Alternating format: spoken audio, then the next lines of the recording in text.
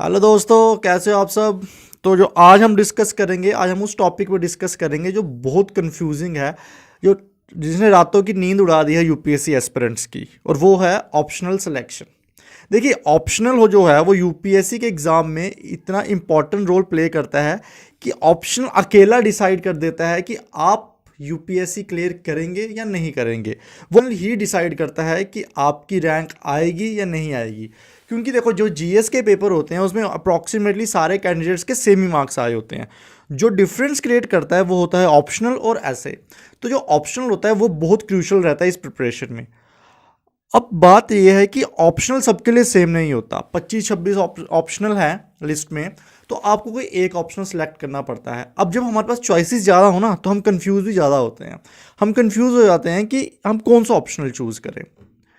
रही बात कि ऑप्शनल कैसे चूज़ करना, तो उसके लिए मार्केट में, ये यूपीएससी का जो मार्केट है, इस मार्केट में काफ़ी मिथ्स हैं। पहले हम जानेंगे कि वो मिथ्स क्या हैं, उनको बर्स्ट आउट करेंगे, फिर देखेंगे कि हमें कैसे एक ऑप्शन को चूज़ करना चाहिए। देखिए, जो सबसे पहला मिथ है इस मार्केट में, यूपीएससी मार्केट में, कि ऑप्शनल अच्छा है या बुरा। देखिए, मैं आपको एक सिंपल सी बात बताता हूँ। ये अच्छा ऑप्शनल या बुरा ऑप्शनल कोई चीज़ नहीं होती, ये एग्जिस्ट ही नहीं करते, ये खुद की बनाई हुई है। जैसे सपोज मुझे हिस्ट्री पढ़ने में प्रॉब्लम आती है या मुझे हिस्ट्री अच्छी नहीं लगती है, मैं उसको परसीव करने में मुझे प्रॉब्लम आती है, तो वो मेरे लिए बुरा हो गया, मेरे लिए बुरा सब्जेक्ट हो गया।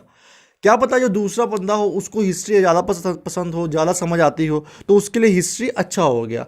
तो ये सब्जेक्टिव है, पर्सन टू पर्सन वेरी करती है। अब ये नहीं कह सकते कि ये पर्टिकुलर सब्जेक्ट या पर्टिकुलर ऑप्शनल बुरा है या पर्टिकुलर सब्जेक्ट अच्छा है या ऑप्शनल अच्छा है। तो ये बुरा और अच्छा ऑप्शन कुछ नहीं होता, ये सब आपके परसीव करने पे है कि आपको कितना समझ आ रहा है वो सब्जेक्ट।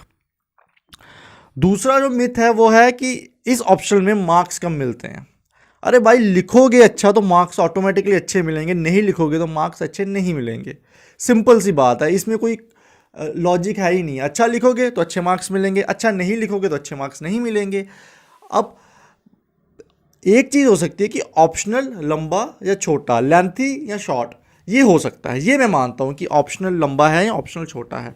बट इसमें भी एक चीज़ है, सपोज सोशियोलॉजी का ऑप्शनल है वो छोटा है कंपेयर टू हिस्ट्री। अगर हम हिस्ट्री से कंपेयर करें, हिस्ट्री का वास्ट है, सोशियोलॉजी का छोटा है। बट आपने हिस्ट्री पहले भी पढ़ी हुई है, अपनी स्कूलिंग में पढ़ी हुई है, या और भी अगर आपने किसी कॉम्पिटेटिव एग्जाम की तैयारी की हो तो वहाँ पे भी आपने हिस्ट्री पढ़ी हुई है। बट सोशियोलॉजी आपके लिए बिल्कुल नया सब्जेक्ट, अगर आप साइंस स्टूडेंट हैं।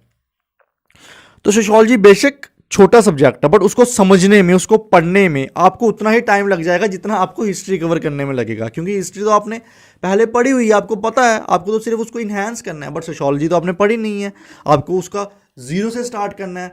तो जितना टाइम आपको सोशियोलॉजी कवर करने में लग जाएगा, समझने में, फिर उसके नोट्स बनाने में, उतना ही टाइम आपको हिस्ट्री पढ़ने में लगेगा। तो कौन सा हुआ, सेम टाइम लग गया ना। तो क्या फ़ायदा हुआ सोशियोलॉजी के छोटा सिलेबस होने में। तो मेरा यहाँ कहने का मतलब ये है कि आप वो सब्जेक्ट चूज़ कीजिए जो ऑलरेडी आपकी नज़रों से निकल चुका है, जो ऑलरेडी आपने कहीं अपने स्कूल पे, कॉलेज लेवल पे पढ़ा हुआ है। देखिए, क्या होता है कि कुछ लोग तो होते हैं कि जो वही ऑप्शनल रखते हैं जो उन्होंने कॉलेज में पढ़ा होता है सब्जेक्ट, ठीक है। बट कुछ ऐसे स्टूडेंट्स होते हैं जिनका सब्जेक्ट कॉलेज में नहीं होता, जैसे engineering student. Maximum engineering student के जो सब्जेक्ट्स हैं वो यूपीएससी के ऑप्शन लिस्ट में नहीं है, एक दो है बस, ज़्यादा नहीं है। अब इंजीनियर स्टूडेंट्स होते हैं, उनको चूज़ करना पड़ता है, ठीक है। तो वो अब चूज़ कैसे करेंगे वो मैं बताता हूँ आपको।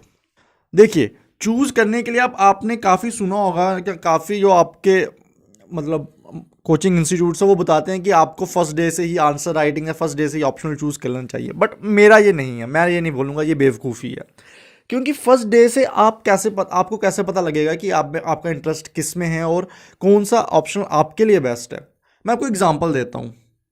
सपोज आपने एक कपड़ों की दुकान खोली, ठीक है।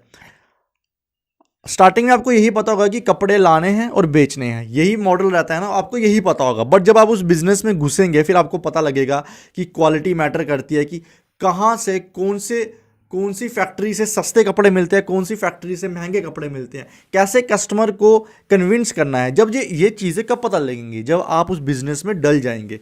वैसे ही अगर मैं आपको कह दूं कि आपने जैसे ही आज स्टार्ट की यूपीएससी की तैयारी तो आज ही ऑप्शनल सेलेक्ट कर लीजिए, उससे पता क्या होगा, उससे आप 2-3 महीने तो वो ऑप्शनल चलाएंगे, तीसरे चौथे महीने आप छोड़ देंगे, फिर आप कहेंगे मैं कोई और ऑप्शनल चूज़ करता हूँ।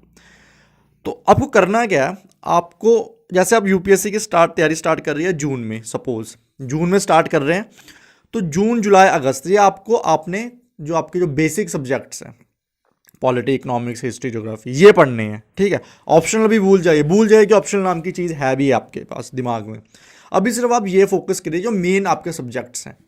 जब आप मेन सब्जेक्ट्स पढ़ लेंगे ना, तो आप में कॉन्फिडेंस आ जाएगा, आपको पता लग जाएगा कि एक्चुअली पढ़ना कैसे है और मैं कितना सिलेबस कितने दिन में कवर कर सकता हूँ, कि मेरी स्ट्रेंथ क्या है, कि मेरी कैपेसिटी क्या है, कि एक दिन में मैं कितने पेज पढ़ सकता हूँ।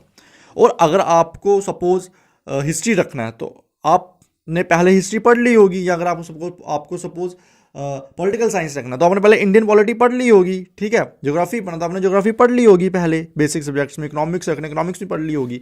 तो आपको एक आइडिया हो जाएगा कि हाँ मैं ये कर सकता हूँ। तो वहाँ से फिर आप एक कैलकुलेटेड डिसीजन ले सकते हैं, इंस्टेड कि आप पहले महीने ही स्टार्ट हो जाए प्रिपरेशन करना ऑप्शनल का, तो वो बेनिफिशियल नहीं रहेगा। अब जब आपने 3 महीने ये बेसिक सब्जेक्ट्स पढ़े, उसके बाद आपने ऑप्शनल फाइनलाइज किया, आपको करना क्या है, आपको सीधे पढ़ने नहीं बैठ जाना है वो ऑप्शनल। उसके प्रीवियस ईयर पेपर्स लाइए, देखिए, एनालिसिस कीजिए, ठीक है, उनको एनालिसिस कीजिए पेपर्स को। और हो सके तो अगर यूट्यूब पे इतने टॉपर्स के इंटरव्यूज़ हैं, आपको ब्लाइंडली टॉपर्स को फॉलो नहीं करना है, बट उनसे एक आइडिया लेना है। सपोज आपने रखा हिस्ट्री ऑप्शनल, ठीक है, तो आप यूट्यूब पे जाइए और सर्च कीजिए कि कौन से टॉपर ने हिस्ट्री ऑप्शनल रखा था, उसकी स्ट्रैटेजी देखिए। अब फुली फ्लैज उसकी स्ट्रैटेजी फॉलो नहीं करनी है, खुद भी स्ट्रैटेजी को अपनाना है, उनके सिर्फ आइडिया लेना उनसे कि कैसे फॉलो करना है, कौन कौन सी बुक से, कौन कौन से टॉपिक से उन्होंने किया था।